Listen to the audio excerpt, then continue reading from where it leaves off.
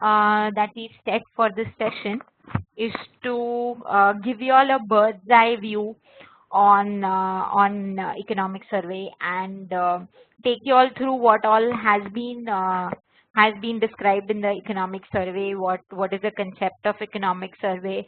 What are the various recommendations that this economic survey has given? Can you all hear me? Just can you all put in the chat box? Yes. Can you all hear me? Great. Others? I can see just one yes. Hello friends, can you all hear me? Okay, great. So let me start with the very basics about the concept of economic surveys. I start with the concept of economic survey. Economic survey is presented every year. It is presented before you present the union budget because it sets the backdrop for the budget. Okay, so the rationale of an economic survey is that the parliament can appreciate the budget proposals better because they get a background knowledge from the economic survey.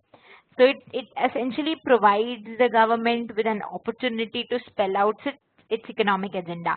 Basically, economic survey, why it comes before a budget? Because it sets a backdrop, a background knowledge for everyone before a budget could be presented. So it gives a sense, on the budget. It gives how the budget could be, and then it provides the various recommendations of the budget. So if you see this year's economic survey, it is going to be released in two parts. So the part one is something that has already been released before the budget, and part two of this year's economic survey would come in June 2. So around June is the expected date when you will get the next part of the current year's economic survey. Now moving on to the economic survey, this year's economic survey. So over the past many years, economic survey, guys, economic survey is a document prepared by which ministry? Economic survey is a document prepared by which ministry? Come on, friends, try, at least try.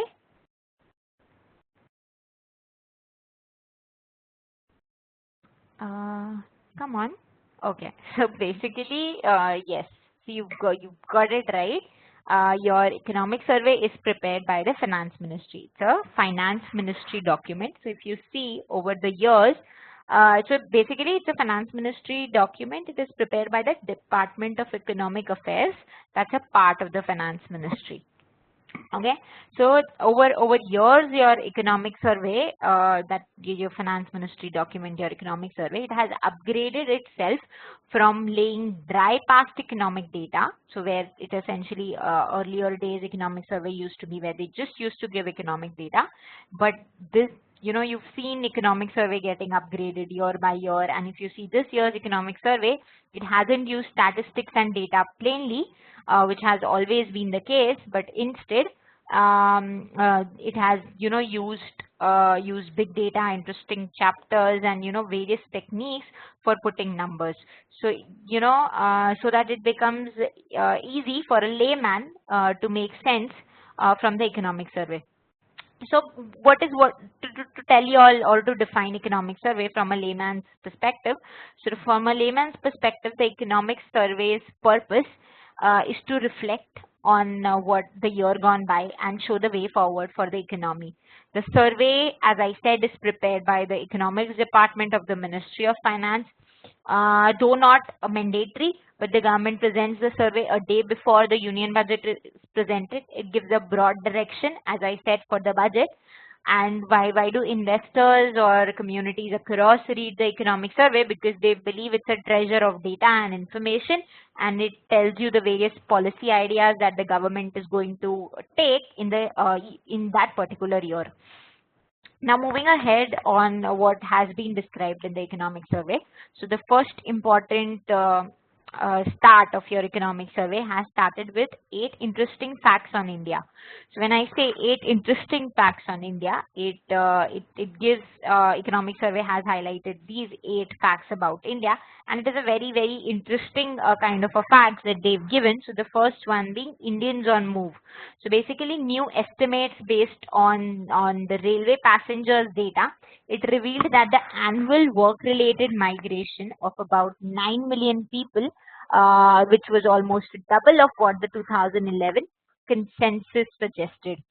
So basically, Indians on move, interesting fact there that your railway data has been suggesting that about 9 million people, which is double than your consensus 2011, has been migrating from one place to another related to work. So that's Indians on move related to work, double of what the 2011 consensus showed.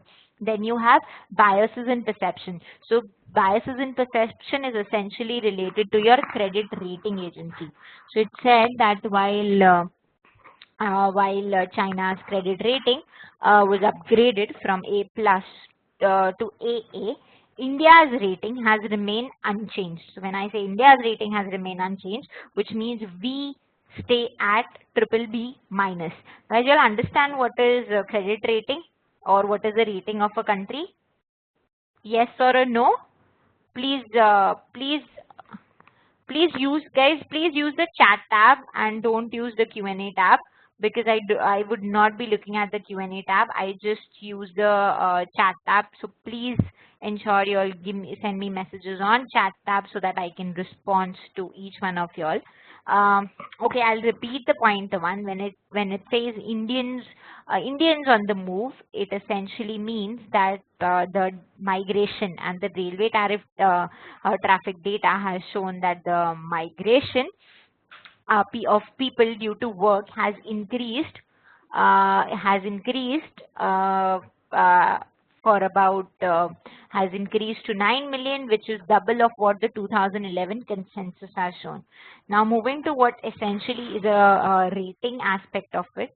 Basically what happens is all countries, there are rating agencies like Moody's, S&P. So these are two big companies, Moody and S&P Standard and Poor. These two companies rate your country. When I mean rate your country, it tells you what credit standing or what is the credit rating of your country. By credit rating, it means it tells that how good has been your track record with respect to payments of your debt, interest payment, and how good you have been. Okay.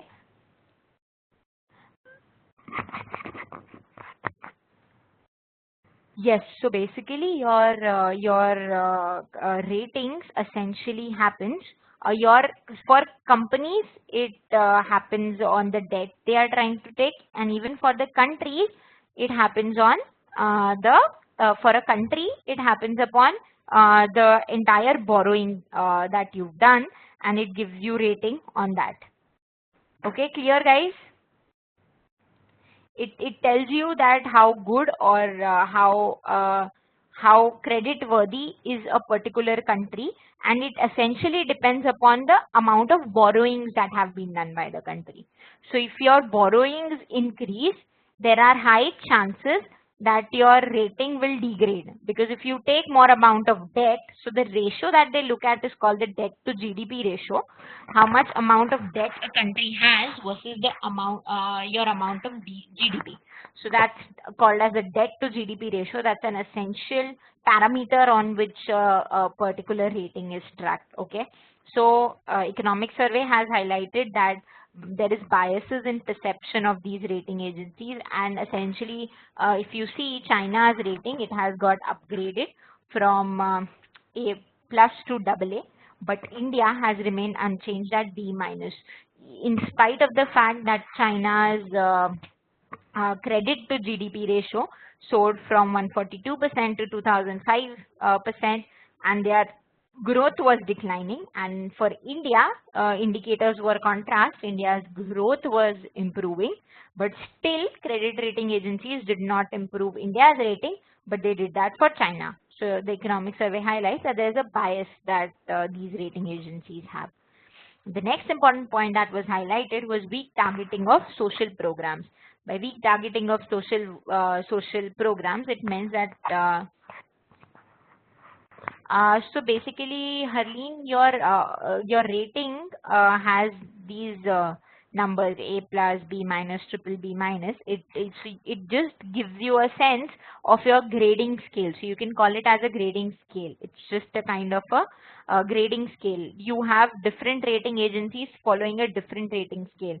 So your A plus to double A, this is followed by your S&P, whereas Moody follows some different kind of ratings, some different kind of grading system that it kinds of give you. So this is essentially like say, take it very simply. In the education system, you get at times you get grades, at times you get grades, and at time you get percentage. But the whole purpose of the education system giving you a score is to give you a score. So they can give you a grade A, B, O, whatever, or they can give you percentage. You've got distinction, you've got 75%, you've got 60%, you've got 90%.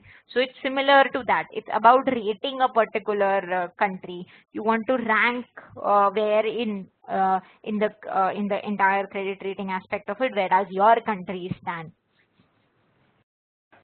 Okay. Camels is essentially for banks. It's a way a bank is particularly described or particularly understood. It's the way you analyze a bank. Camels is different, and your credit rating agency follows a different method. So these are two different things. Banks are analyzed on the basis of a Camel's model. Okay. But credit rating agencies have their own tools, and they follow a whole lot of ratios. They use ratios like debt to GDP, credit to GDP, your growth, your inflation, your total borrowings, your interest rate, and everything. And why does a rating becomes essential? A rating becomes essential because it tells you the amount of the interest rate at which you can borrow. So if your rating downgrades, if you go and borrow from other countries, your interest cost, so cost of borrowing for a country increases if your credit rating degrades. Clear till here, guys, everyone? Your credit to GDP ratio essentially determines what amount of money has your banks lent in the system. It tells you the amount of money lent by your banks into your country. That's credit to GDP, whereas debt to GDP talks about the total amount of debt that a country has taken divided by its GDP. Difference between two ratios clear? Great. Now moving on to weak targeting of social programs. So this essentially here the economic survey is talking that your social programs and your welfare spending in India over the past has suffered from misallocations. So your district with the most poor are ones that suffer from the greatest shortfall of funds in social welfare program. It states that the district which accounts for 40% of the poor receive 29% of the total funding. So see the discrepancy where you have 40% of the poor in the poor, you are just giving 29% of your total funding there. So the point economic survey is trying to highlight that most of the social welfare schemes that are being run, run by the government has a problem of targeting. It doesn't target the right set of audience. It goes to people who do not essentially need it the most, but it goes to other category of students. So there is something called as an exclusion and an inclusion error. An exclusion error means that your a subsidy, your target doesn't reach the right person, but it reaches the wrong person. So if it is reaching the wrong person, you call it inclusion error because you've included that person and he is not supposed to get the benefit. And if it's not going to the right person, If it's not the right person, then you say that there is an exclusion error because you've included the rich for a program. Uh, you've included the rich for a program he's not supposed to be included. So that's an inclusion error. Okay. Now moving on to the next thing is political democracy. But do we have fiscal democracy as well? So why the difference? Because India is a democratic country, but economic survey is highlighting that it seems that we've given a lot of fiscal democracy too. Because if you see, India has 7 taxpayers for every 100 voters. So it gives us ranking us the 18th amongst, it ranks us 13th amongst 18 of our democratic G20 peers, which means your amount of people who file for tax, so your taxpayers in the country are low. Uh, There are, I said, Divya and Rahul, I'll repeat, you have two kinds of error, inclusion error and an exclusion error. An inclusion error means you've included the wrong person for a social welfare scheme, which you shouldn't have included. And your exclusion error is where you have excluded the person who was supposed to get the benefit. So you did not include the poor, so you excluded him. That's an exclusion error. An inclusion error is getting rich into your getting rich people into your program. Okay. Now, political democracy, fiscal democracy, understood. The point here is that India has 7 taxpayers for every 100 voters. 7 taxpayers every 100 voters. So look at the amount of taxpayers in India, which means the amount of taxpayers in India is low. So you need to make more people pay tax, and if you see demonetization and GST is essentially to do with that, and we'll have separate sessions on GST and demonetization as a topic. But yes, your fiscal democracy and political democracy deals with that. The next part of it is India's distinctive demographic advantage is what the economic survey highlight. It says that India's share of working age to non-working age population it will peak later and at a lower level than that of other countries, but it is supposed to last longer. So basically they are trying to say that demographic population in India favors most of the working age population. We are a young country where a lot of people are into the working age. So your growth is essentially can survive because India has a demographic advantage, which it also names as a demographic dividend. Okay. Sixth is India trades more than China, and that too lot within itself. So as of 2011, India's openness is measured by the ratio of trade in goods and services to your GDP. So essentially trade divided by your goods and services, which shows the openness index, and openness index for India has taken over that of China. And why are we comparing it with China? Because China is an economy that has used trade as an engine of growth. So your India's internal trade to GDP is also comparable to that of other large countries and very different from the caricature of barrier or riddled economy. So here essentially what we are trying to say is that though China has used trade as an engine to growth, but India's trade to GDP ratio has overtaken that of China, which means that India trades more than China. Then you have divergence within India, which is big time. So divergence within India essentially means that the distribution. Rahul, your demographic dividend is not specific to a sector. It is specific to your economy. It says that India as an economy has lot of amount of working age population. So your ratio of working to non-working age population is good in India and is in favor of India, which means you have more working people than you have more non-working people. So that's essentially what demographic dividend talks about. Okay. Then moving on to divergence within India, which is big time. So basically divergence in India means the distribution of income. So your distribution of income in India is spatial, which means certain people have a lot of income and others do not have. So it is not distributed properly, unlike the rest of the world where income distribution is proper. So that is why there is a divergence within India. Okay. Now, I'll just complete the last point, Divya, and repeat the political and fiscal democracy. The last point is property tax potential unexploited, which means that cities many cities collect only 5 to 25% of their potential property taxes, which means that your property tax potential in India is vast, but we don't collect that much amount of property tax. So if your capability of collecting a tax is 100 rupees, you just collect anything between 5 to 20 rupees. Between 5 to 20 rupees. So our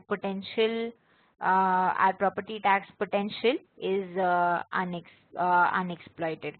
Now moving to the point where you want me to explain the political democracy but fiscal democracy part again. It says that India is a democratic country, but if you see the fiscal democracy, then it is a question mark there, because you have only 7 taxpayers. For every 100 voters. You just have 7 taxpayers, which says that your tax paying in India is not good, and that is why you have demonetization and GST being done to ensure that your your tax ambit for the country improves. Okay, clear? Guys, a lot to go. So clear till here, everyone?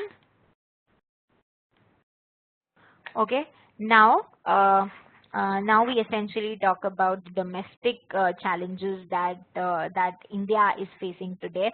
So these are essentially challenges that India has been facing as a country, can be divided into 3 aspects. So one being hesitancy to embrace the private sector, which means today people of the country still have a mindset that your private sector is there only to make profits, and some of the essential services in India should remain with the public sector, because they would do a lot better work than your private sector.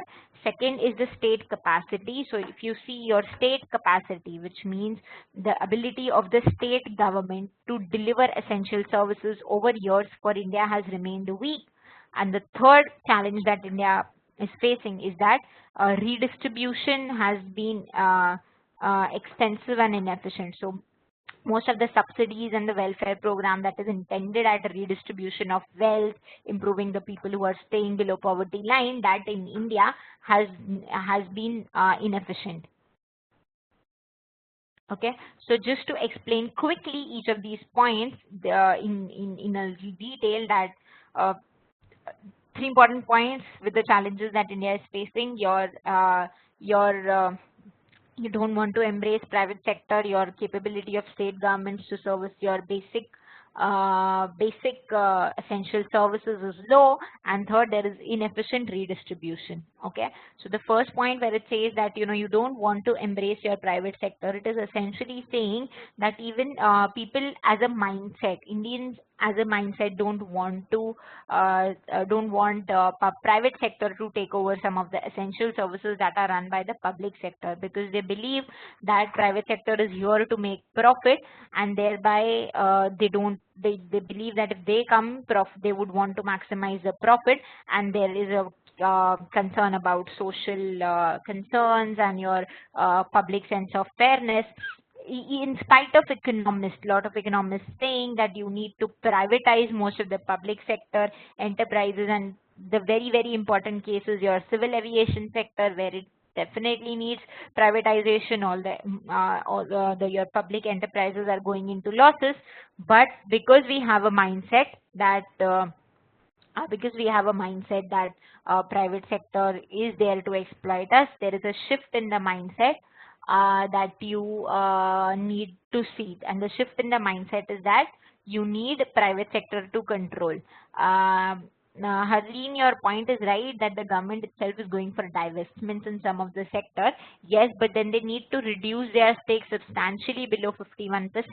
And if they don't reduce it below 51%, the ownership still remains with them, which means they will continue to operate the enterprises. When I talk about privatization, it means that you authority and control of the organization gets shifted to this private player.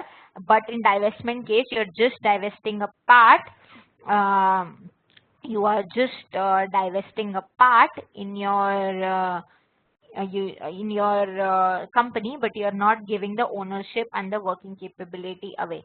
Prashant, I'll quickly repeat the point. It means that your distribution of income, spatial means it is not equally divided. It is concentrated in a particular area. So basically your distribution of income is not proper. You see it with some, you don't see it with other. That is where that word comes from.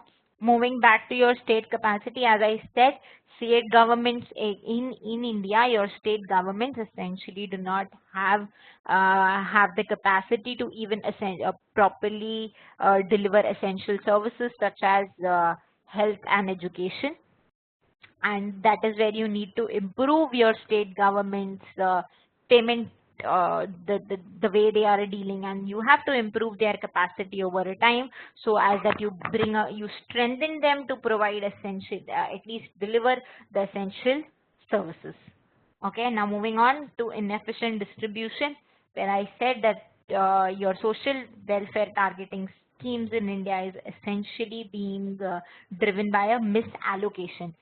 So the district which needs it the most, which is the most poor, doesn't get sufficient funds. And so your economic survey highlights that India's rich feed of subsidies worth over 1 lakh crore a year that was meant for the poor. So again, as I highlighted, this is if your rich is taking off subsidies and your poor isn't getting that, which kind of an error this is? Both existing simultaneously, but I would here say kind of an exclusion thing. But it's an error. Inclusion exclusion error is the problem. And then there is very high leakages that you see in your distribution system. One of our prime ministers, old prime ministers, in some of his speeches, he highlighted that if government spends 100 rupees, only 15 rupees reaches the actual beneficiary. Okay, if government is spending 100 rupees, only 15 rupees reaches the actual beneficiary. Okay, so then economic survey goes on to highlight that what steps have been taken by the government to improve the efficiency of redistribution. So government knows this fact from a long time that most of the social welfare programs that they are running is not targeted well, and there is no efficiency in their distribution. It is mistargeting. So what they've done over these years, or what steps have they taken, is the first one was the passing of the Aadhaar law, a vital component that was essentially there to realize its vision of JAM. What is JAM, friends? What is JAM? Yes, so it's Jan Dhan Aadhaar Mobile. It was launched essentially to improve the penetration, to give people a stable identity, and that is why Aadhaar was launched. So your Aadhaar essentially gives you an identity. It is a identity described by your Aadhaar card, and your bank account is linked to your Aadhaar. And now they have been following schemes where they would be doing a direct benefit transfer. What is DBT? It is called the direct benefit transfer. So government says that your Aadhaar is there, you have an identity, your bank account is linked to an Aadhaar, so we will do a direct benefit transfer into your bank account. So all the money that is supposed to go to a particular people will go to a particular people, and that is why an Aadhaar identity law was formed. And if you see, over the past 2 years, the government has made a considerable progress towards reducing subsidies, and that is essentially related to petroleum products. Okay. So petroleum products, not only subsidies have been eliminated in 2 out of 4 products, there is effectively a carbon tax that they have launched, which is amongst the highest in the world. Now, this is a revenue generating scheme for the government. And then you have a pilot project of direct benefit transfer in fertilizers, which is an important, very important new direction in getting your distribution, effective redistribution of money, right? Because direct benefit transfer in fertilizers would mean all the farmers that are eligible to get subsidy from your direct benefit transfer, that amount will directly go into their bank accounts, which is called a DBT. Okay, clear till here? Answered this question. What is the full form of JAM that you all highlighted? Now, direct benefit transfer has been implemented for because see, most of the tax that the government tries to put across is essentially to improve their revenue generating skills. So basically, government over years have been trying to improve their revenue, and they've already reduced their subsidies a lot. Adding additional carbon tax gives them an incremental revenue. Okay, it becomes a source of revenue, and you're improving your efficiency system as well. Now guys, answer this question. Direct benefit transfer has been implemented for which thing on a pilot basis? I just, yes, agri mein kaun sa? I just mentioned that.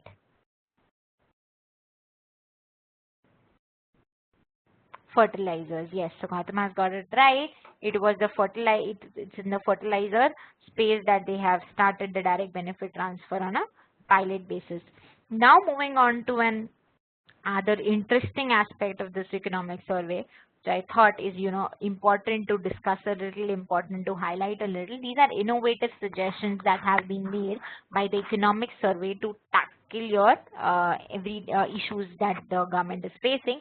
And the most important one is the universal basic income. So your idea of the universal basic income today, as you can see, is being discussed globally, and especially in the developed economies. According to this concept, the government pays to all its citizens a basic amount that is needed for survival. And the Economic Survey of India this year has made a strong case for India to adopt a universal basic income, but with certain modifications. But bottom line, a universal basic income is where you will get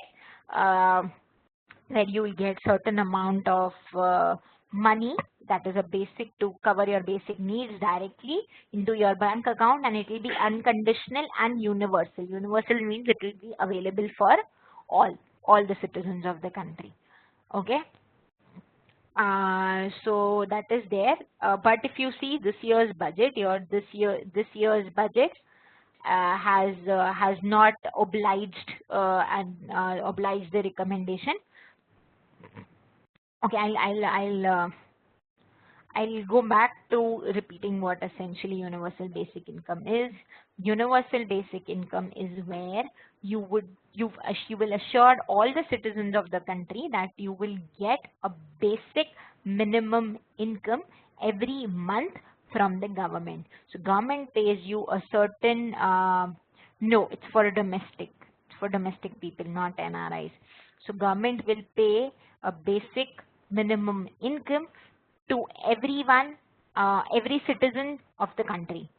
If you talk about which country recently did an experiment on this, Finland has started an experiment on this, where they've said that 2,000 of unemployed workers in Finland would receive 560 euros a month. I will be coming to that. So that as I move ahead, you will see me discussing about universal basic income and the suggestions made. Okay, but yeah, your Finland government has started an experiment on the universal basic income, and they've said that 2,000 unemployed people will get around 560 euros every month as a basic income. Nanesh, to your question, who will decide and give this? It is the government who will decide the minimum amount that needs to be distributed, and this will be given by and it would be paid directly into the bank accounts of the people by the government. So that is where your jam would essentially become the backbone for the same. Okay. Uh, that will be suggested by the finance ministry, and it would be your finances would be given by the finance ministry, but implemented by from the office of PMO or department would be set where your subsidies would go out. But yes, essential designing would be done by the Ministry of Finance. Okay. So that is the idea of universal basic income. Universal basic income as a concept is not new. It's been written about, spoken about since many ages. It goes back to 1918 when various philosophers have spoken and economists has written about universal basic income, but it hasn't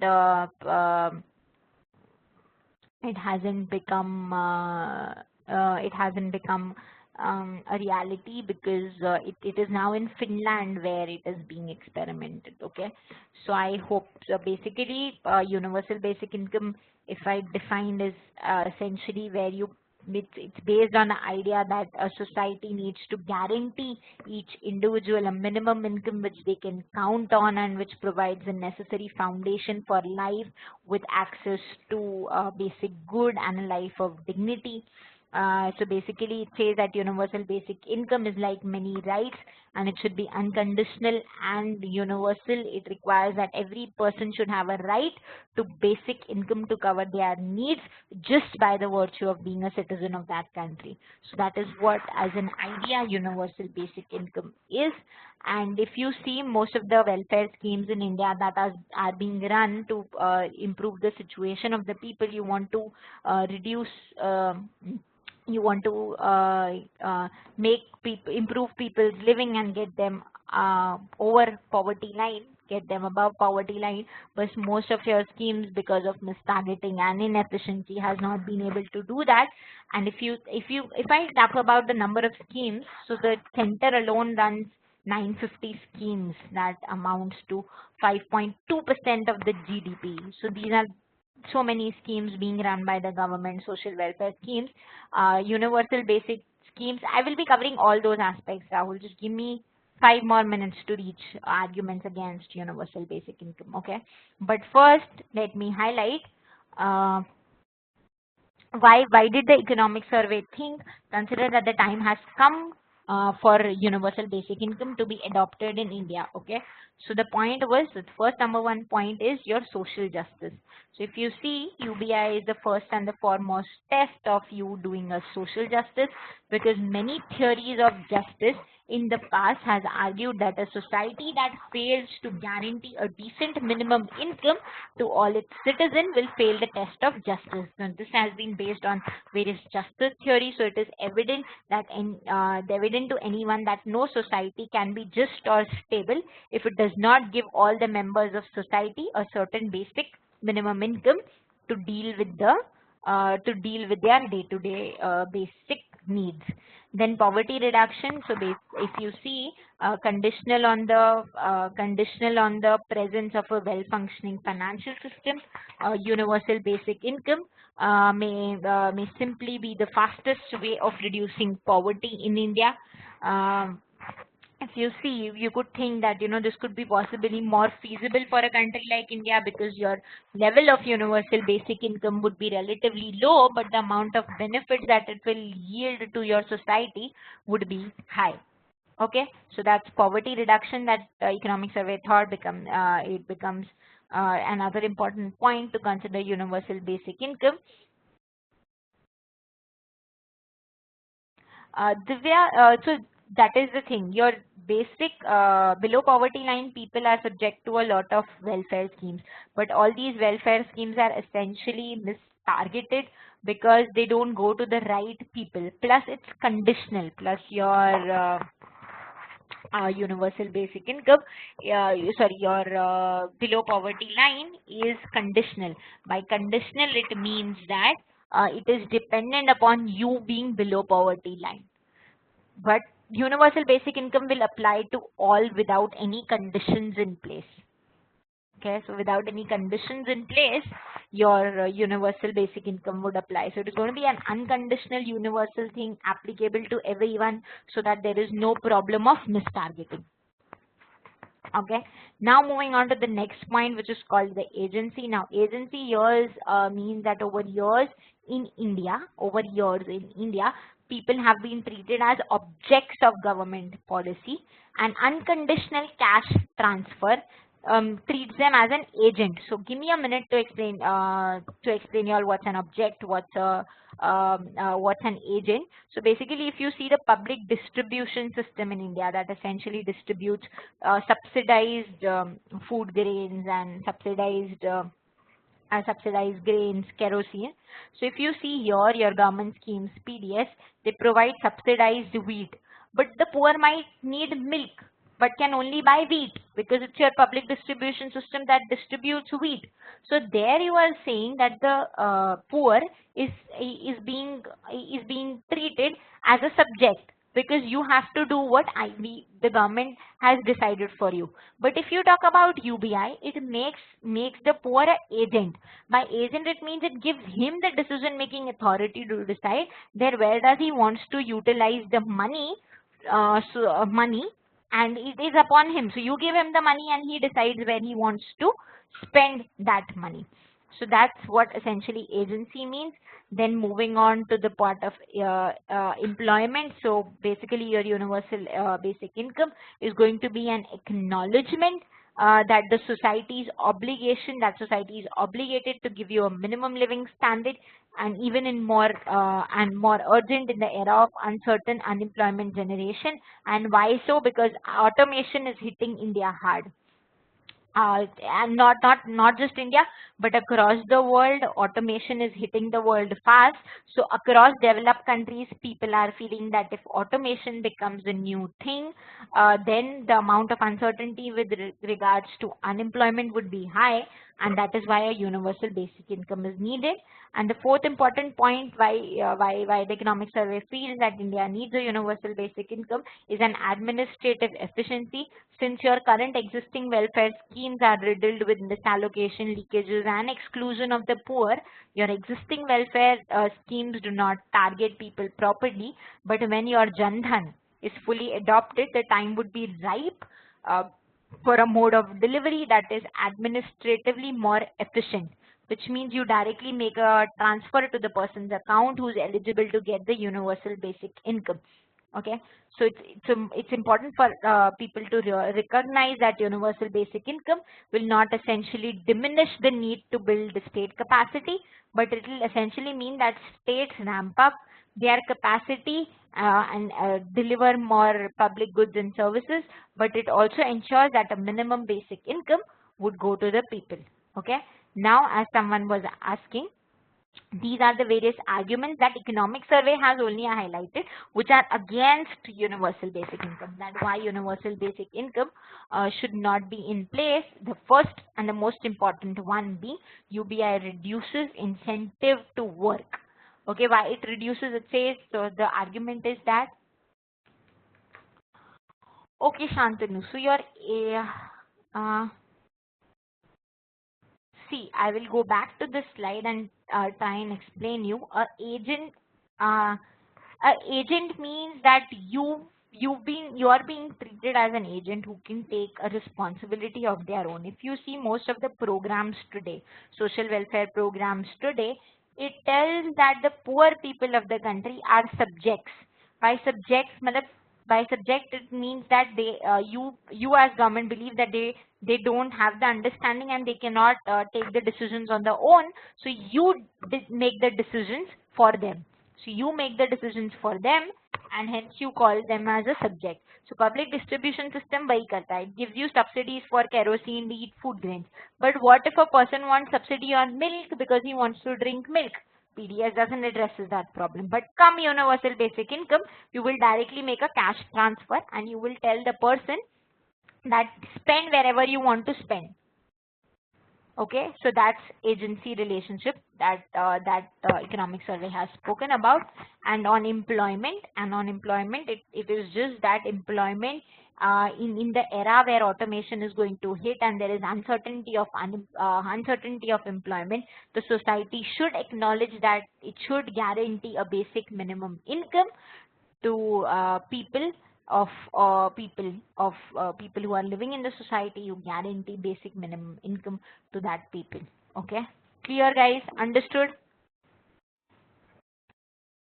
Clear till here? Clear guys?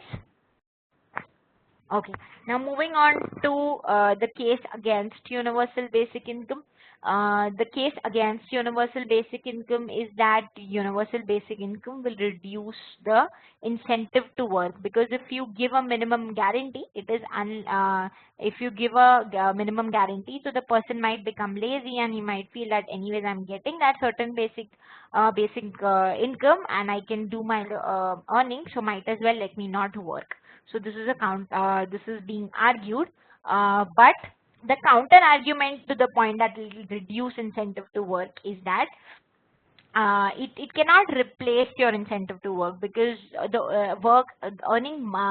there is no evidence that suggests that the only motivation for people to work is necessity, right? You work to earn more because you want to spend on many more things and not just on basic things. So no evidence that suggests that only motivation for people to work is necessity. People are not working just to earn necessity, so it should not reduce the incentive to work, and rather the incentive to productive work is, it's dependent upon people. So your people of the country don't work because they want just the necessity, because they want to have luxury, because they have a motivation to work, they work. So universal basic income, whereas the counter argument is it might reduce incentive to work, that's a counter argument. But yes, it might not essentially do that, is what I'm giving you all as another point of argument. Then the second argument against universal basic income is that it effectively detaches income from employment. So here basically it talks about the concept of inheritance.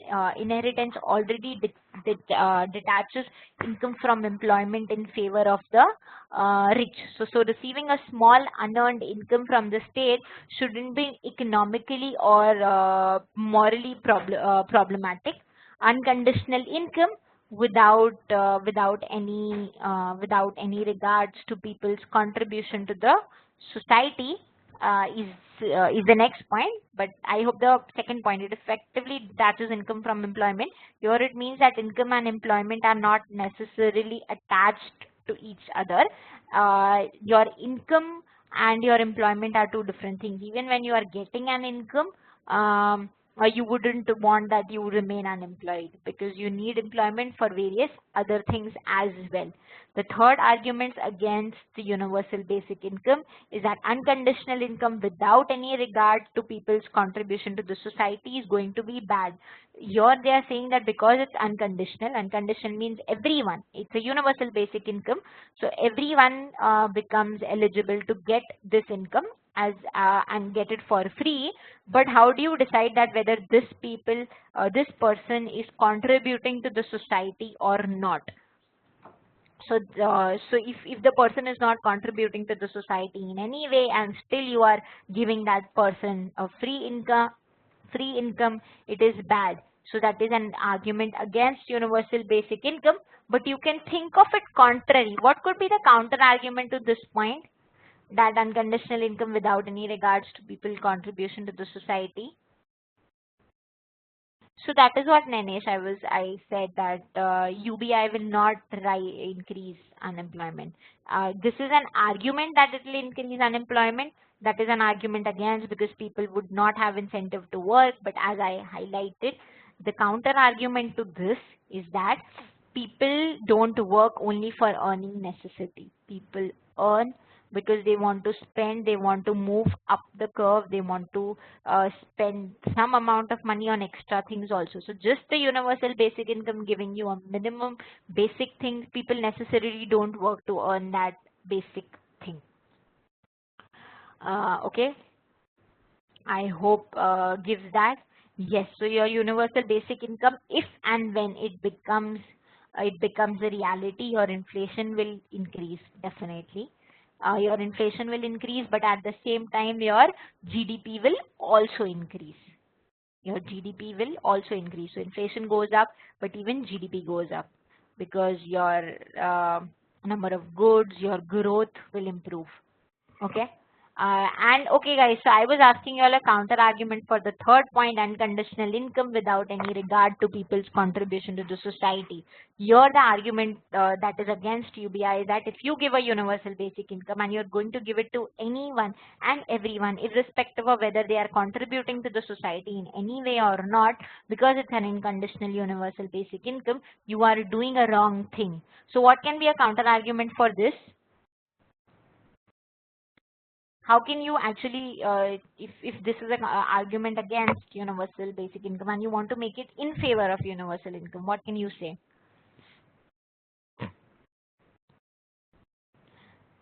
So you can say that in fact universal basic income can become a way of acknowledging non-wage work related contribution to the society. For example, women who are doing homemaking, if you give them a universal basic income, you can probably look at it in a way that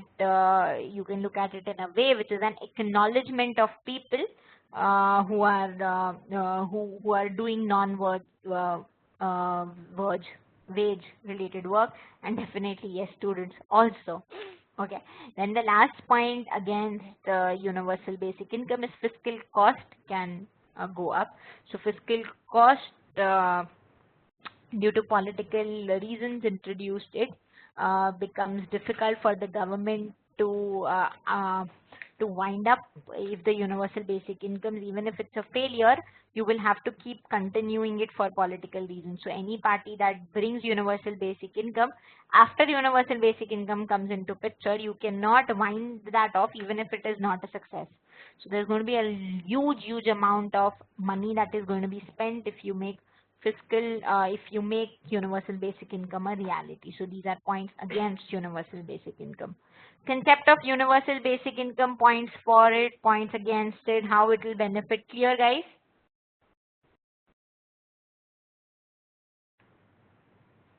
Quickly, a chart that summarizes, it's there, it summarizes points in favor and against universal basic income.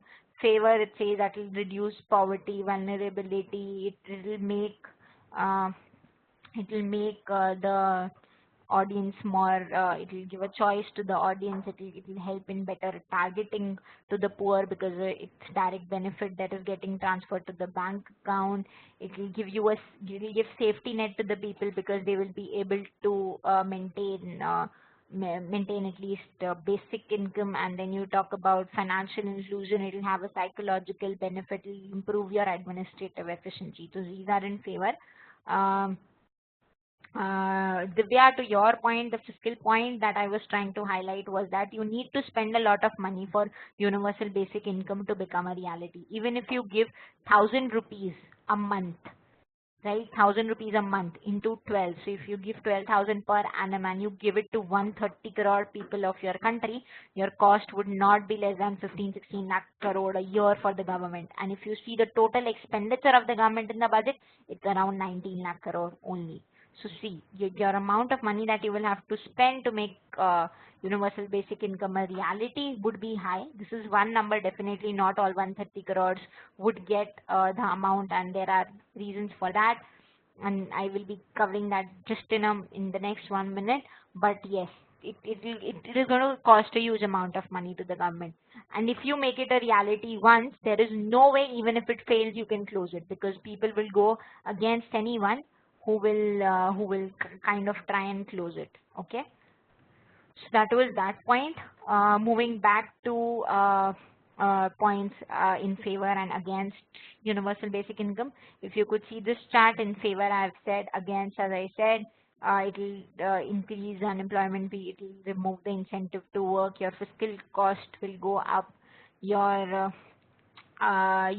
gender disparity can be induced by cash, can be induced by cash. So you could go through this chart. Nothing.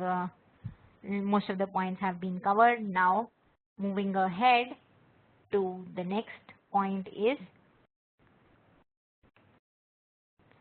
what is going to be the basic. So basically survey goes ahead and it highlights what is the pitfall for existing social welfare schemes, and where mistargeting has been the main issue. It speaks about various kinds of errors that has happened.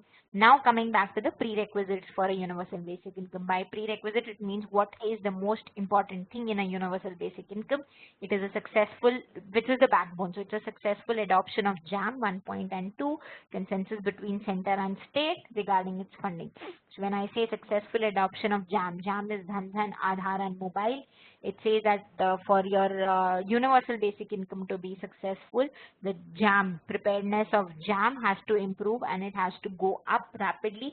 Failure to identify genuine beneficiaries always results in an exclusion error, and the success of a universal basic income is essentially dependent upon the successful adoption of JAM. Then I talk about consensus between center and the state regarding the funding.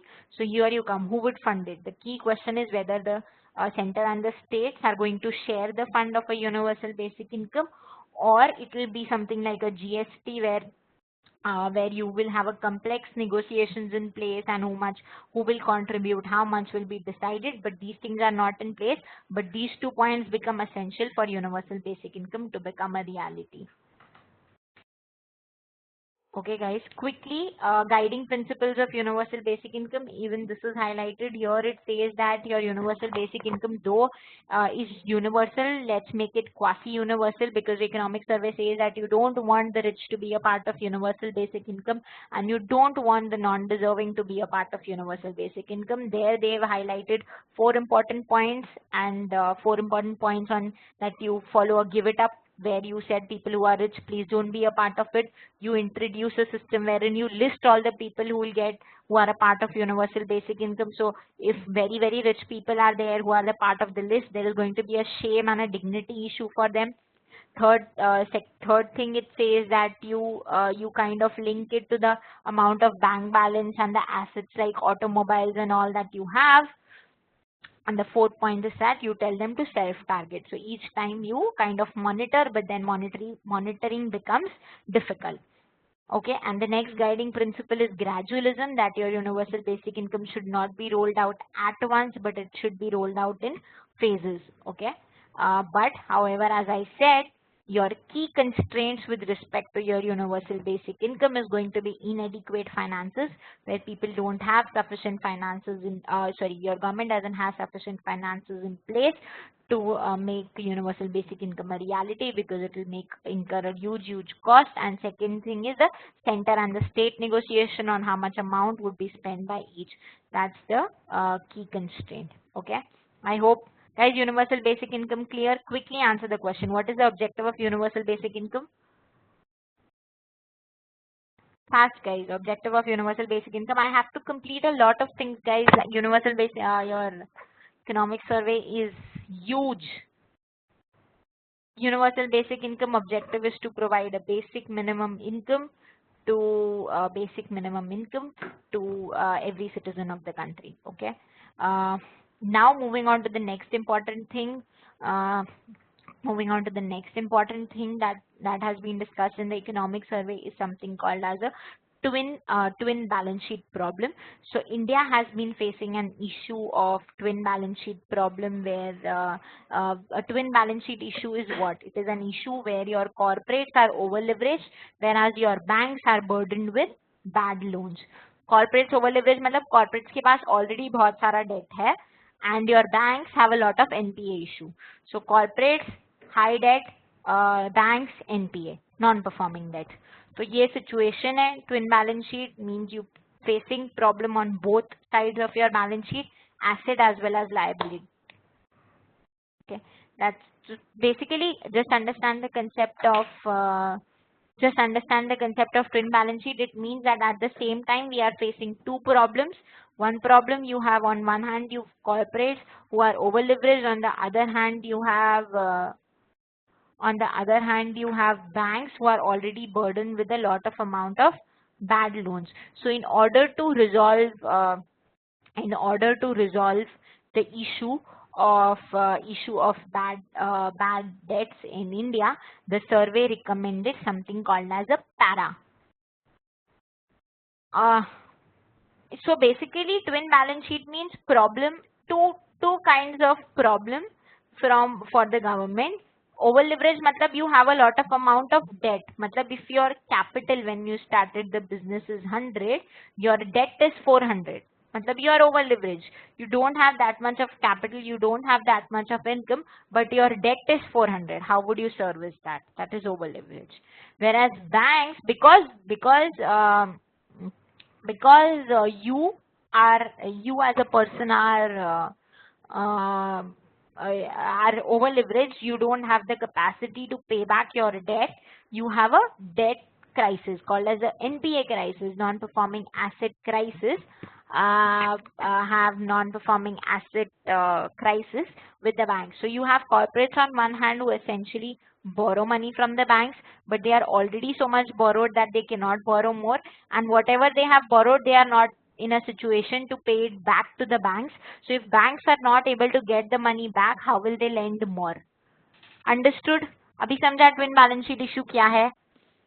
See, corporates and banks go hand in hand. Banks lend to corporates, corporates repay, us money se banks lend further. But now corporates don't have the capacity to borrow because unki already borrowing bahut high hai. So if their borrowing is already very high, they are unable to repay their debt. If they are not repaying their debt for banks, it has become an NPA, which is a non-performing asset, which means that fund for the bank has gone off. Right? अगर banks का fund कम हो गया, then the borrowing, incremental new borrowing, new lending that the bank will do will also reduce. Right? If your new borrowings reduces, तो फिर वो cycle कैसे चलेगी? Borrowing, lending, borrowing, lending. How does the cycle go? Cycle doesn't move. Your credit cycle in the economy comes to a halt. So that's a twin balance sheet issue. Then in order to resolve this issue, economic survey highlighted about the bad bank. Bad bank is essentially where it is going to be a bank which is going to hold all the bad assets of all the public sector banks. So SBI, PNB, all these banks will transfer all their bad loans to this bad bank or para. Para, the full form, Public Sector Asset Rehabilitation Agency, right? So that is there's a new way that has been suggested by the government. That's a new suggestion that has come, but as a concept, it's not a new concept. It was used by the East Asian countries in the 1990 currency crisis. That has been used. Bad bank as a concept has been used earlier as well. But yes, India would first time use if para becomes a reality, right? So this chapter in economic survey covers a lot of aspects like how has India managed to achieve rapid growth despite the twin balance sheet problem. Is this model of India sustainable? What now needs to be done? So all this there is going to be only one bad bank which will take up bad loans of all the public sector banks. So your PNB, SBI, Union Bank, all these banks all would get transferred to one bad bank. So there's only going to be one bad bank that is going to be set up. Okay. That is why a bad bank was suggested to improve the NPA situation. I am coming to explaining you all these things. Your bad bank also is coming into existence because all the existing mechanisms that were in place to deal with your bad assets are not efficient and have not proven constructive and have not been able to solve the problem. So इसमें existing mechanism में you have three. You have the asset reconstruction companies, you have the strategic debt restructuring, and you have the strategic sustainable restructuring of stressed assets. I'll explain each of y'all. So basically an asset reconstruction company is set up. It was set up with the hope that they would buy the bad loans of these commercial banks. In that way, you would see the banks freeing up a lot of capital, employing their labor for more constructive purposes like deposit and lending. Whereas because these ARCs, asset reconstruction companies, are specialists, they would be able to restructure and remanage and get some amount of money back. So asset reconstruction companies, that are many asset reconstruction companies in India, like Arcil to name one of them. What this does, it buys out a bad loan from a bank. So अगर 100 rupees का bad loan है, it will say I will buy that bad loan from the bank at 50 rupees. It will quote 50 rupees to buy that 100 rupees of bad loan because it believes that it can recover 60 rupees क्योंकि वो 10 रुपए अपने profit रखेगा. Why will it keep that 10 rupees as profits? Because it is essentially doing all the recovery aspect of it. Assets basically, whatever is related to that bad loan, he will try and maximize the amount of recovery that it can do from that bad loan. That's called asset reconstruction company. Asset reconstruction company is clear, guys? Asset reconstruction company is clear? Okay. Then moving on to strategic debt restructuring. The strategic debt restructuring was introduced in June 2015, and this essentially meant that banks could take over the firms. They could take over the firms that were unable to pay and sell them to the new owner. So basically, if suppose, for example, let me Divya, yes. So basically an ARC will, so 100 rupees. So suppose I am SBI and I have rupees 100 as bad loan. ठीक है, मेरा 100 rupees bad loan है. I can recover some money from that 100 rupees, but I will have to employ a lot of people. I don't have specialists doing in that. So an asset reconstruction company, which essentially is someone who's involved in getting recoveries in place, who's involved in getting the money back. An asset reconstruction company will come to a bank and say that this 100 rupees ka loan, I will buy it from you at 60 rupees. I'll buy it from you at 50 rupees. He will buy at 50 because he believes that 60 rupees का recovery वो कर सकता है. तो 60 rupees का recovery करेगा. He's bought it at 50. 10 रुपए is his profit. ठीक है? Clear? ठीक है? Now moving to strategic debt restructuring. This was introduced by the banks. जिसमें it was introduced in 2015, and it was said that if a particular company, say company XYZ, has taken a loan from a bank and it is unable to pay that loan, has gone bankrupt or is not being able to do the operations properly, has become unable to pay, you take over that company. So you buy out the company and then you sell it to a new owner, and you tell that new owner, now you run this company. So whoever bids highest for that much amount of stake in the company, as a bank under strategic debt restructuring, you have the right to take over a company that was liable to pay you money but is not in a position to pay you the money. That's strategic debt restructuring. Whereas your strategic sustainable structuring of stressed asset means that you waive off a certain loan, for your people, for the companies that you believe can continue to do operations, and in the next 1-2 years they can become profitable and they can give you your money back. So you continue to write off a certain amount of loan, and you tell them that, I have written off 50% of your loan. Now you just have to service me for the remaining 50%. And in return, I am telling you that please make your business and sustain your business and get your business back to track in the next 1 or 2 years. So in strategic debt restructuring, you sell that off, you sell the part off, but in sustainable strategic restructuring, that's in SDR. So that is what I'm saying. In SDR, you take over the company. You take 51% control of the company, and then you sell that 51% stake to a new owner. And this new owner is someone who's bid the highest amount for buying out that stake. So you get your money, your stake has been sold. So basically, it's a takeover case.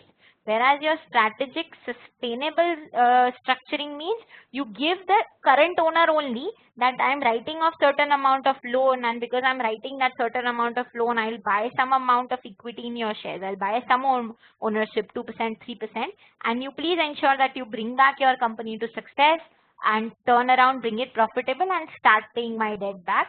And because it will become profitable and sustainable, whatever 1 or 2% I have taken in your company, I'll be able to hopefully get back the amount I am writing off today. Okay. Whereas, Gautam, to your question whether ARCs and bad banks are different, ARs, they are going to be a similar concept, but bad banks would be consolidated, would one entity that will be run by the government, whereas ARCs दोनों होता है, government भी होता है, private भी होता है. But a bad bank is going to be a consolidated thing where the government is only going to run, and it is going to at once take over all bad loans.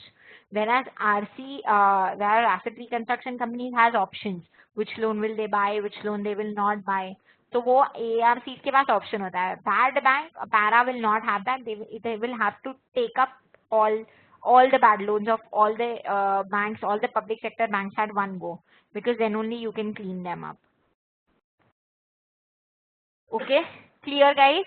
ठीक है. अब your the survey has kind of analyzed the existing schemes of ARCs and your strategic debt restructuring and S4A, that is sustainable structuring of stressed asset, and it has said that these are basically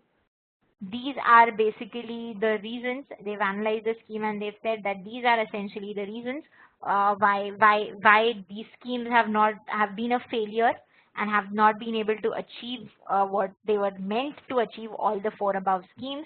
And the several reasons why progress has been limited is because less recognition, the asset quality review. So your asset quality review was essentially meant so that banks could recognize their bad loans, but not all banks have done that, so it became a failure. Second, your coordination has been an issue because it's always a joint lending forum. Joint lending forum matlab ek loan 5-6 people have given 5-6 banks have given loan to one company.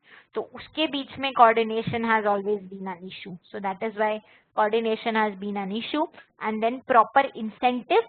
So in case of your S4A scheme, recognizes the large debt reduction will be needed to restore viability in many cases, but the public sector bankers are reluctant because they don't want to grant that kind of write down. Matlab we don't want to say that ठीक है 50% of my loan I will take it as bad and then I will allow you to survive. So that is not the case, and hence the problem hasn't been addressed. And that is why they are saying that these schemes have certain disadvantages, but they believe para, because it at once will take over all bad loans, can be a much more better way of dealing with bad loans. And now to explain you all quickly how the para will work. To explain you all how a para will work. A para will, as I said, will purchase the specified loans. Then I have bought those specified loans, and you buy that loan from the bank, and then you work out, and then you see which of the aspects can you use to maximize your recoveries. Maximize your recovery. If you've taken 100 rupees of loan, you will decide how can you maximize your recovery. Gautam, no, there is nothing monopoly kind of a here. Here you want your bad bank, you want to free your entire banking system from the losses.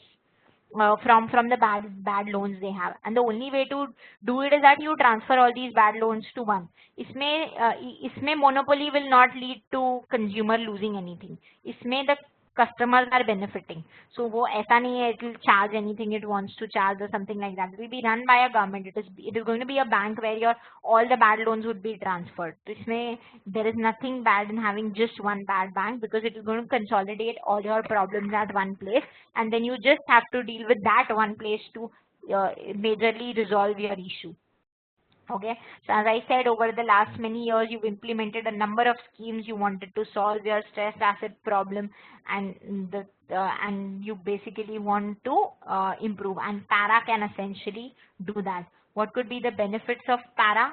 As I said, the benefits of para is that we eliminate most of the obstacles that are currently plaguing the loan resolution, because you would just have one centralized decision making. He knows how to get the maximum recovery done, and you would do that. It could solve the coordination problem because it is going to be a centralized one agency. So 4-5 agencies के साथ you don't have to coordinate. It could give proper incentive, because if you give a proper incentive, and it could maximize recoveries in a definite time period, because the whole objective of setting up that para is going to be that the objective with which you are setting up is that it has to maximize the recoveries, right? That you have to maximize the recovery. So अगर तुमने किसी company का objective वो दिया, it has to do that the best. So that's the benefit of para, and it would separate the loan resolution process from the concerns about bank capital. So you can easily bank को अभी तुम capital कर सकते हो, because all the bad loans are out, and you can give them fresh capital, and banks can set up fresh lending process, because all the bad loans have now gone away. Okay, that's the benefit of para. Now coming to where will para be funded from, because for para to buy out these loans, you would essentially need funding for this company to be set up. So these are the three options that have been mentioned by economic survey. Government securities, government could fund them. They could structure it in such a way that public public gives capital. You go to the capital market and public gives capital to para. Or the third thing could be RBI could go ahead and fund the para. So these are 4 funding needs that has been done. Now challenges. So this was also addressed in economic survey on challenges that needs to be resolved with respect to para becoming a reality. And so basically has one important challenge is that the banks have to confront the reality that they will have to incur a loss. Confront the reality to incur a loss means you will have to, banks will have to realize कि उनको बताना पड़ेगा कितना bad loan है. They will have to write off those. They will have to give away all those bad loans, and they will have to disclose it politically, openly, that what is those bad loans, and that can have some amount of political consequence as well, because the real extent of the problem would be bad. Okay. Second thing, the para needs to follow commercial rather than political principles, because para will have to ensure that there is maximum recovery. It is better that it follows a commercial and a clear mandate of maximizing recoveries, and not essentially follow the political principles ki abhi le lo, and that person is connected to the political party, so you don't do the recoveries. That is not how a para is going to function. And the third issue or a challenge that needs to be resolved is on the pricing. So if your loans are transferred at inflated prices, banks essentially would transfer the losses to this company, and then this company would be in losses. Pricing matlab whatever is the amount of bad loan you are saying is a bad loan, you actually identify the actual amount and you transfer that. So you don't overbuy. So you don't do a overbuy there, is what pricing means. Quickly, which company was formed to buy the bad loans of the commercial banks? Come on guys, fast answer this. Para, great. And what is the full form of para? Full form of para batao?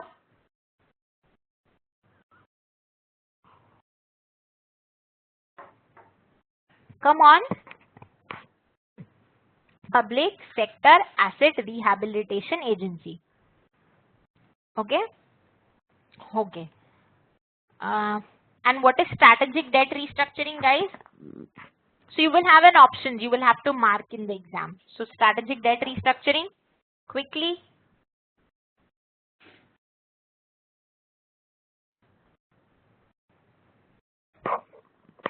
Yes, so you buy it, and whoever bids the highest, you send it to that person. Great going. And what could be the sources of funding for para? RBI 1. 3 sources of funding: government securities and capital market. Great, amazing. Okay, now the next chapter that the economic survey has spoken about is called the fiscal rules, lessons from the state. Now this chapter, essentially I'll just give you all an overview, since this is just a session where we would be highlighting the bird's eye view. So here in this chapter, the government has said, the economic survey has highlighted that the states some years ago had taken up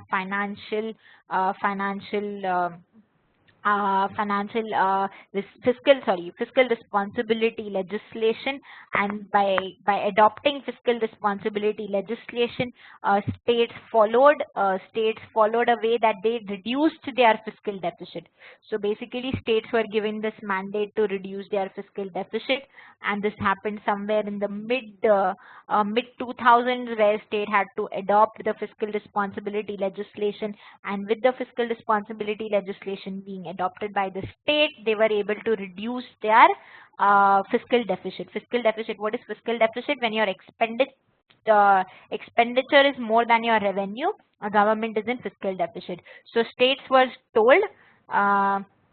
uh, state were told that you have to reduce your fiscal deficit. So fiscal responsibility legislation was started, and the result was you found a success in the fiscal responsibility legislation, and states were able to get down their fiscal deficit below 3% of gross state domestic product.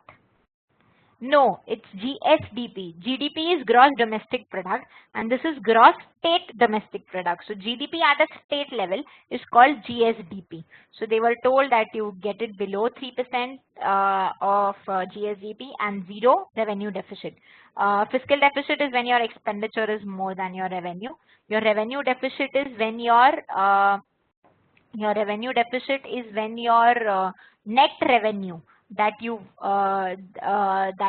earned is less than what you had budgeted. Then you have a revenue deficit.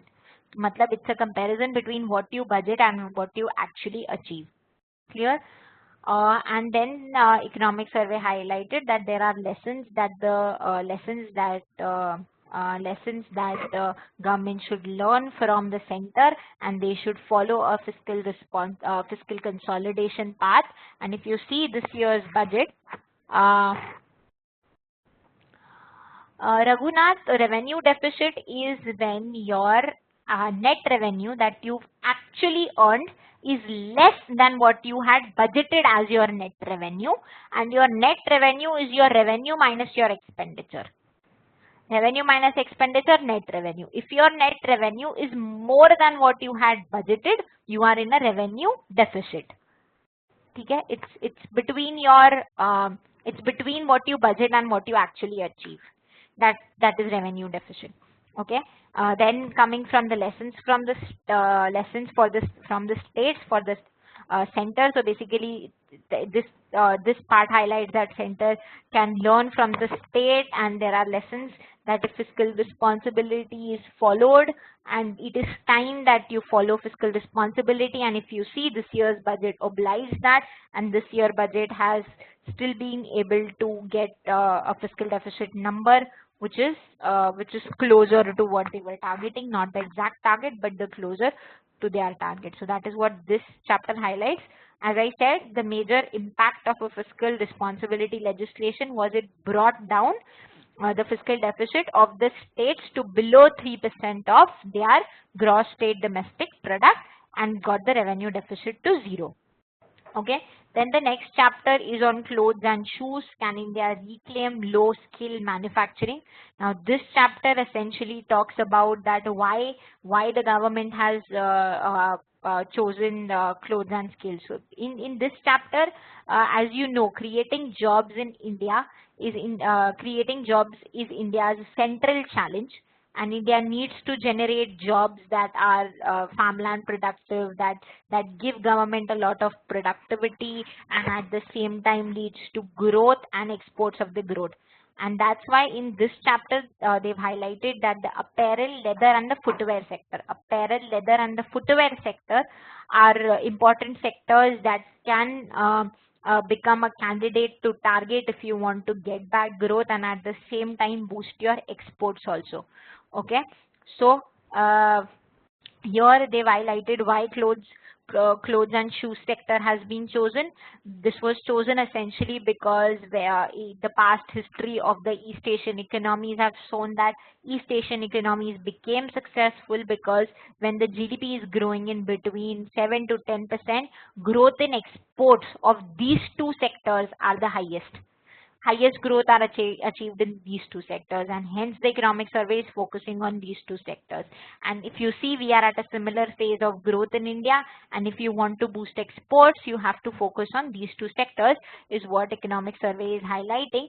And then in this chapter they highlighted about jobs, especially for women, because they said that if you see these two sectors, apparels, clothing, um, and shoes, that is footwear, it essentially involves a lot of jobs that can be taken up by the women, and it can lead to women empowerment. And then this chapter also highlights about various challenges that specifically clothes and shoe sectors is facing.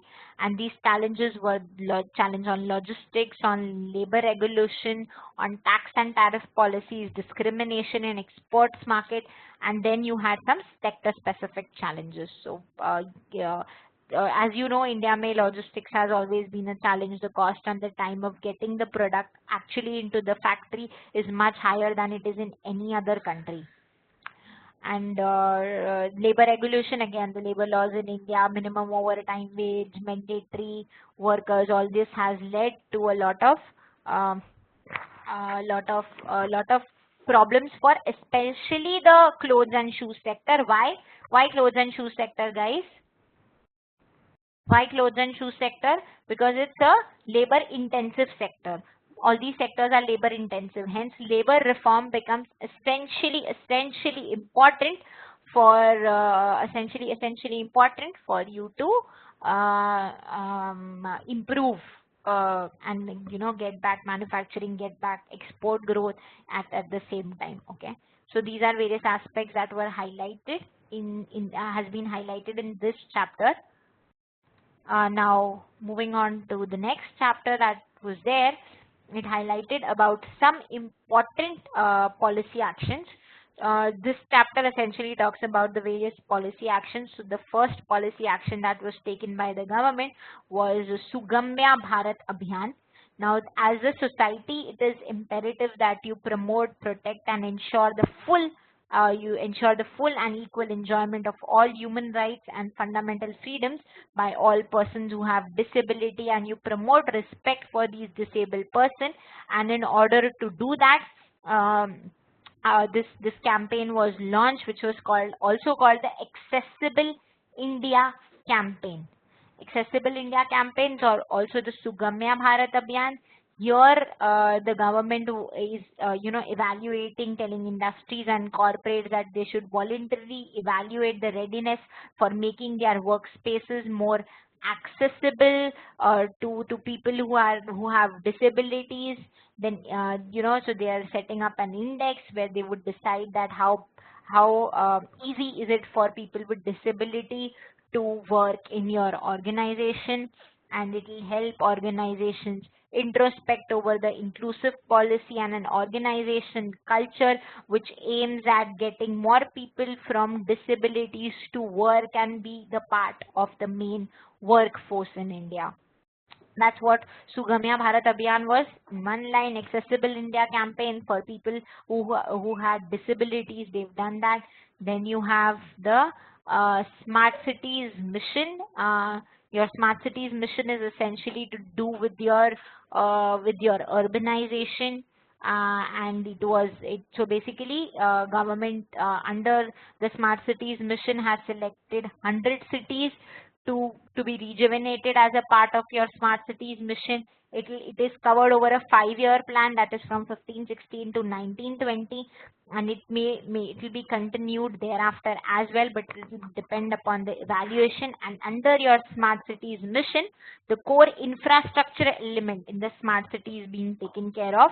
This includes the adequate water supply, assured electricity supply, sanitation including solid waste management, efficient urban mobility and public transport, affordable housing especially for the poor, robust connectivity, digitization, uh, good governance, e-governance, sustainable environment, safety and security of the citizens, health and education. So your strategic components of, development of smart cities have been taken care of because you want to do a rejuvenation. Clear till here, guys?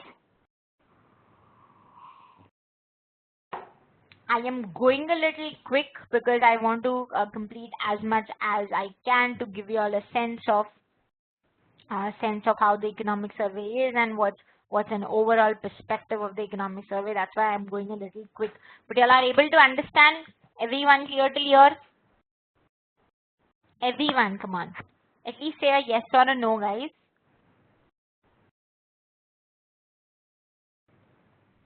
Great. Then the next campaign was Amrut, which was Atal Mission for Rejuvenation and Urban Transformation. Amrut means Atal Mission for Rejuvenation and Urban Transformation. Now, this was launched on 25th June 2015. This was essentially done to improve the basic infrastructure in 500 cities and towns, which would be known to be the mission city.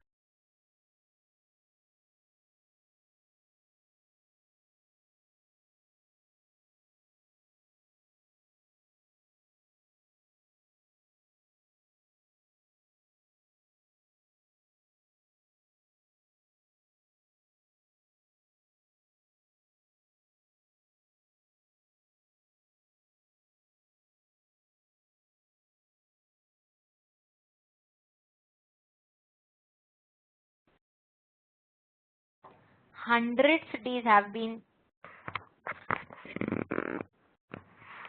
Hello, hello. Can you hear me? Hello. Okay. So, how many cities have been selected for the smart city mission, guys? 100. So 100 cities have been selected for your smart cities mission. Whereas for Amrut, Amrut is, what is the full form of Amrut? And as Rahul has highlighted it rightly, Amrut ke liye 500 cities have been selected. Yes, Rahul. Atal Mission for Rejuvenation and Urban Transformation. Atal Mission for Rejuvenation and Urban Transformation. Guys, all of you all write it and post it on the chat box so that you all remember. Amrut is Atal Mission for Rejuvenation and Urban Transformation.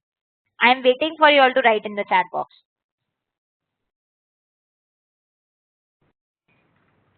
Come on. Full form of Amrut.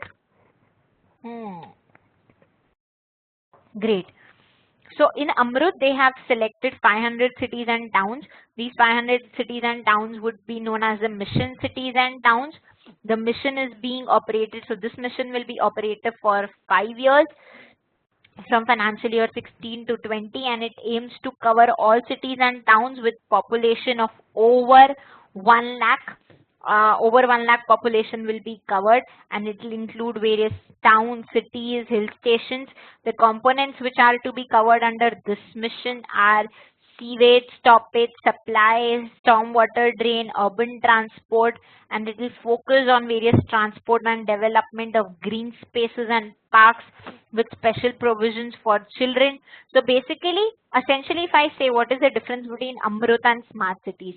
Smart cities would be new cities that would be developed, so 100 new cities that will be developed, whereas Amrut is 500 rejuvenation, so 500 cities to be rejuvenated, which means you're not setting up a new city, but you are essentially rejuvenating more 5 cities.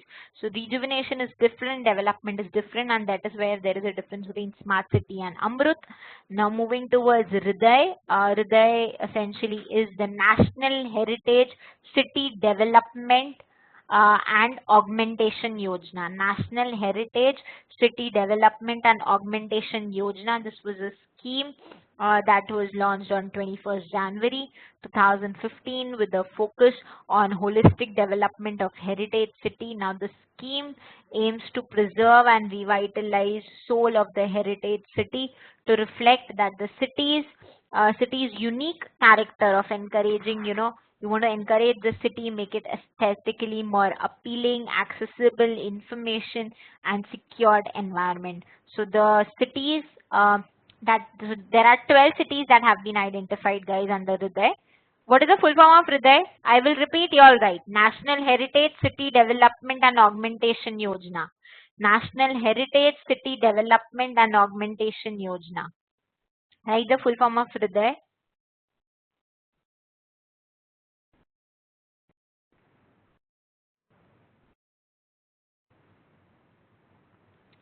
Yes. National Heritage City Development and Augmentation Yojana. There are 12 cities, guys, and these are heritage cities. You've selected these heritage cities because you want to holistically develop these heritage cities, and you want to make them more appealing. You want more people to visit it. So I'm naming these 12 cities. These are Ajmer, Amravati, Amritsar, Badami, Dwarka, Gaya, Kanchipuram, Mathura, Puri, Varanasi, Velankani, and Varang.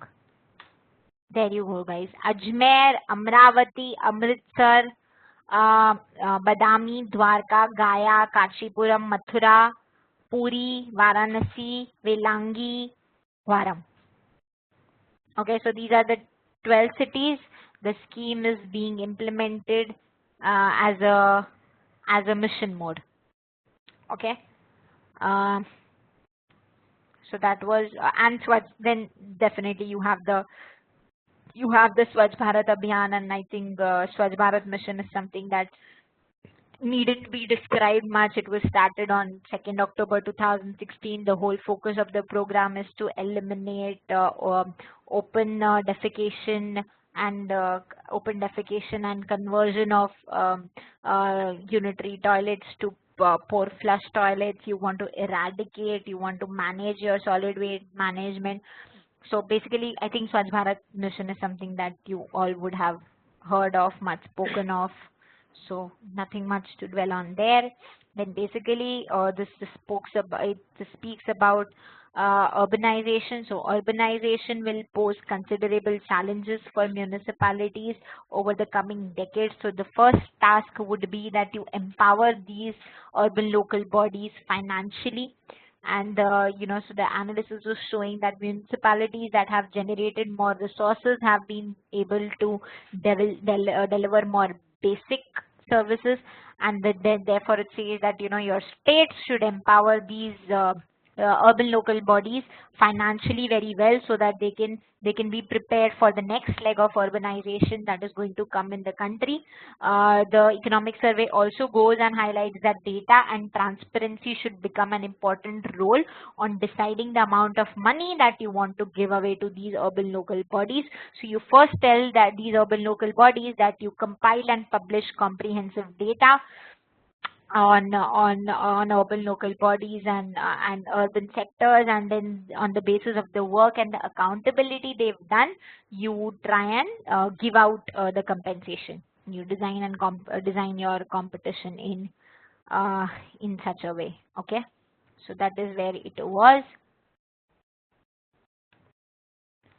Then the next chapter. So guys, here I would quickly want to give you an overview of 2-3 chapters, and I will tell you what has been covered in that chapter, so that this gets done quickly and you get a basic idea of the all of the important parts of the economic survey. So this chapter was Precautious and Cleavaged India. This was the name of the chapter, Indian Economic Policy, Precautious and Cleavaged India. Here, it first highlighted that, India's economic policy has been divided into 2 phases. And the first phase was a phase of socialism, where India was a closed economy. You followed a protectionist and the nationalistic approach.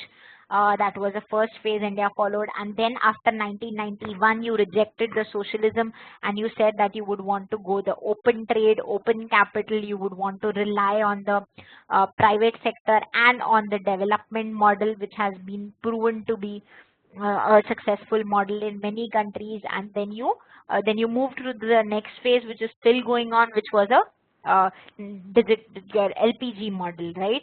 So that was there. Then so this chapter further goes on to analyze the problems that India faces, and the problems essentially are the three that I spoke about in the beginning: the hesitancy to embrace the private sector, the state capacity, and the redistribution. And then it goes on to speak about the India's economic vision, which has followed a unique path to economic success, and that was called the precocious and clavaged India.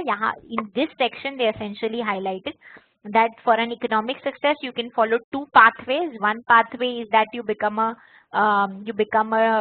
dictatorship economy, and you say that which aspect do you want to govern.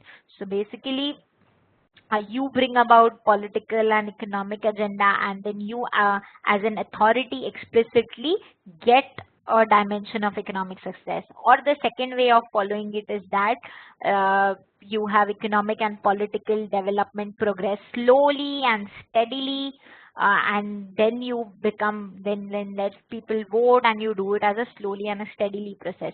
But in India, you accelerated your economic growth, so you did not follow a slow and steady process, and at the same time, you did not follow a authoritative thing also. So you followed a democracy and you followed an accelerated growth model. So that's a combination of two things that India followed. So it's a rare economy. So we've been a rare example where you've done both the things together. You followed a democracy as well as you've got your growth also accelerated. So you did not go slow and steady, but at the same time you accelerated your growth. Okay, now this takes me to the last important chapter that I would be covering in economic survey, and this is essentially One Economic India for Goods and in the Eyes of the Constitution. So this chapter has been divided into what is the foundings, does India trade more than other countries, which state has higher openness to trade, what is the situation of interstate trade, and factors having relation with trade. So this has been covered in this chapter. To give you a quick overview of this chapter, the first ever, so basically in this you had certain findings, and the findings stated that the first ever estimates of the interstate trade flows indicated that the cross-border exchange between and within firms amount to at least 54% of GDP, which states that interstate trade is 1.7 times larger than international trade for India. So that was one finding in this chapter. Second finding was a potentially existing finding. It was that your political borders impede the flow of people more than language barriers. So this was interesting because most of the time everyone thought, and in international trade also, language essentially plays a barrier for trade. But within India, it was seen that it is more of a political border that hinders trade than your language barrier. And the third important finding was that on trade as a percentage of GSDP, states like Uttarakhand, Himachal Pradesh, and Goa were on the highest. So your trade per se is the highest in Uttarakhand, Himachal Pradesh, and Goa. And the third thing was the cost of moving are about twice as great for people as they are for the goods. Okay. The second finding I will repeat is that your political borders impede the flow of people more than your language barriers. This is unlike what you see in an international trade. In international trade, language plays an essential barrier to trade. But in India, it was seen that the political borders play an important barrier than your language as a barrier. That was the second finding. Okay. Then coming on to the question of does India trade more than other countries? So here the data that economic survey highlighted was India's aggregate interstate trade was Yes, interstate trade. Yeah, Rahul, political barrier and interstate trade. So language is not the barrier, but political barrier is higher. Whereas in international trade, you see language as a barrier. So this was contrary to that. Now, does India trade more than other countries? So India's aggregate interstate trade is 54% of GDP. Though it is not as high as US. US is 74% and China, US is 78% and China is 74%. But still, India is substantially higher than other countries like Canada and other. It's higher than Canada and higher than any other European nations also. And India's internal trade is about 1.7 times and its international 1.7 times its international trade, which is 32% of GDP. So that's where essentially the answer to the question, does India trade more than other countries, was yes in the economic survey. Then coming to which states have higher openness to trade, and openness to trade means the sum of your exports plus your imports gives you your openness to trade. Openness to trade, guys, I'll repeat, it's your sum of imports plus your exports. The findings was the most open states are Uttarakhand, Goa, Himachal Pradesh and Gujarat. I'll repeat, Uttarakhand, Goa, HP and Gujarat. Uttarakhand, Goa, Himachal Pradesh, Gujarat. Now answer, you all answer the question. Which states according to the economic survey are the most open states? Quick answer, guys.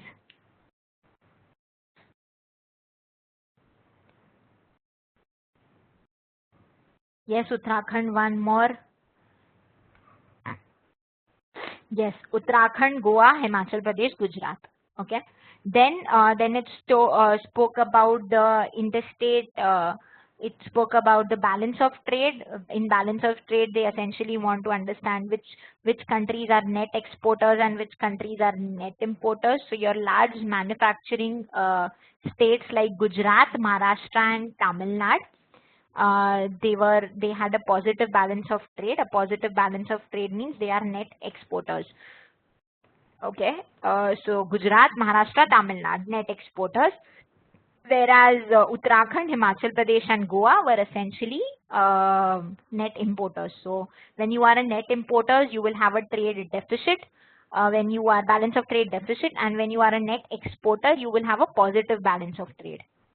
Okay, now understood? You will have, I'll repeat, a net importer means you've imported more than you've exported. If you've imported more than you've exported, if you've imported more than you've exported, your balance of trade would be negative because तुमने ज़्यादा लिया है. So you are negative balance of trade. When will you be a positive balance of trade? When you've exported more than you've imported. ठीक है? Now coming to countries that states that have positive balance of trade, it's Gujarat, Maharashtra, Tamil Nadu. Gujarat, Maharashtra, Tamil Nadu. Gujarat, Maharashtra, Tamil Nadu. Now you all reply. Which states are positive balance of trade? No, Divya, no. Balance of trade and balance of payment is different. Balance of trade tells you whether you are a net exporter or a net importer. Balance of payment tells you is the amount of money you have to you have to pay, right? So now as I said, Gujarat, Maharashtra, Tamil Nadu are positive balance of trade. Uttarakhand, Himachal Pradesh and Goa are trade deficit. Okay. Now the last point here I want to cover are factors having relation with trade. Now this was also described in the economic survey. They said that there are various factors that you can relate to trade, and they were distance, state GDP, proximity, and language. And they've explained that what is the kind of relation that each of this has with trade. So in distance, they found out that the distance is a lower elasticity. Elasticity is lower. When I say the elasticity is lower, it means that with an increase in distance, there is not a similar proportionate decline in your trade. So if your distance increases by 10 percentage point, 10%, your trade will decline just by 5.6%. So मतलब your elasticity is lower. ये समझा, elasticity lower. If your distance increases by 10 percent point, your trade just declines by 5.5%, which means the elasticity is lower. Okay? Then you have state GDP. This highlighted that higher the state GDP, higher the chances of trade flows to be higher. So there is a higher correlation with state GDP. Then uh, and then you had the proximity coefficient, which said the closer the proximity, the higher the trade. And then you have the language coefficient. So as I said that in India, language is not a barrier, so there is no no direct correlation between trade and language. Yes. So this was the coefficients that were described in this session, in this chapter of economic survey. So guys, great. I have kind of covered broad overview. So this is a bird's eye overview. Those who are a part of CL's RBI Grade B program, you will have. We've covered these sessions, these topics in detail. We've covered these topics in detail. So you would be able to access, those videos where all these topics have been covered in detail. The purpose of this session was to give you all an overview on the economic survey and what all it covers. So we do not go into each and every detail, but I have tried of explained all the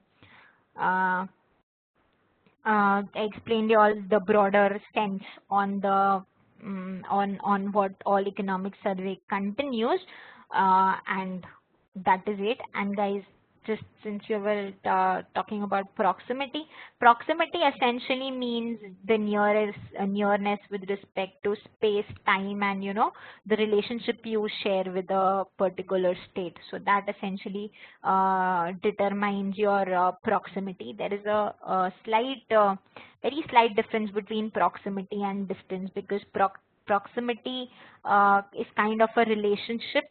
It's more of a relationship than distance. So you have more a little less elasticity. Okay. Okay, Divya, so your question, there is a point, fiscal cost due to political reasons, how political things affect cost. So basically, the point there was, if you make universal basic income a reality, your costs will go up, right? But no political party who comes to power or who is in power after universal basic income becomes a reality will be in a position to remove universal basic income. So एक बार universal basic income becomes a reality, you will never be able to roll it back, irrespective of whether it's successful or not successful. Even if it's not successful, you will have to continue it because of a political angle to it. Or you become you become a pro people, and today no government is in a situation to remove quota system. Why? It's a political thing. So you will have to keep incurring the cost. So your politics will become a reason for a government to pay for that amount. And hence the point, due to political reasons. You would keep incurring a cost even if universal basic income is a flop, because that becomes a politically important subject matter, and you would not be able to you will not be in a position to get off that. Okay, guys.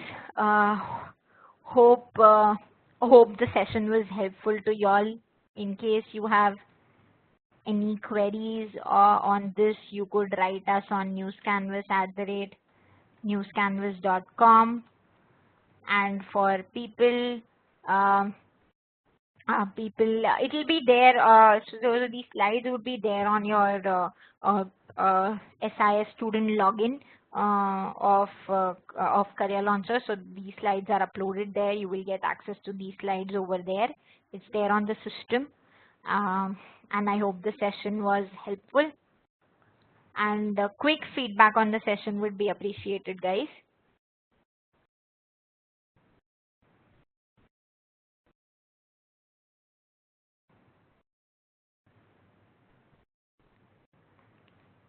Thank you. Great. I would love to hear all of y'all. Okay.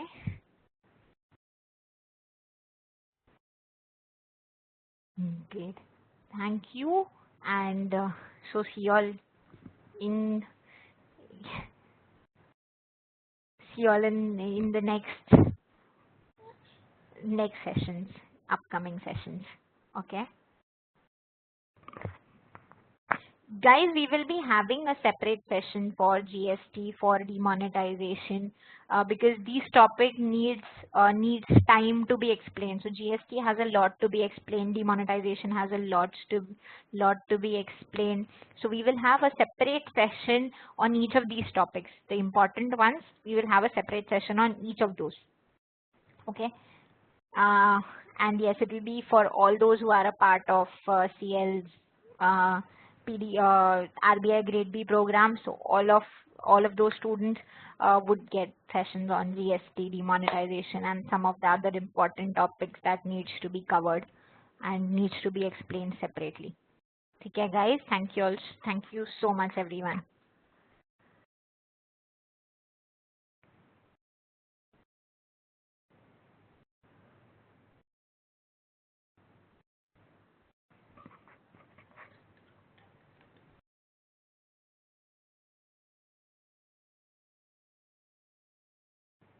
Haleen, you can contact the center for that details, or they would be able to guide you better.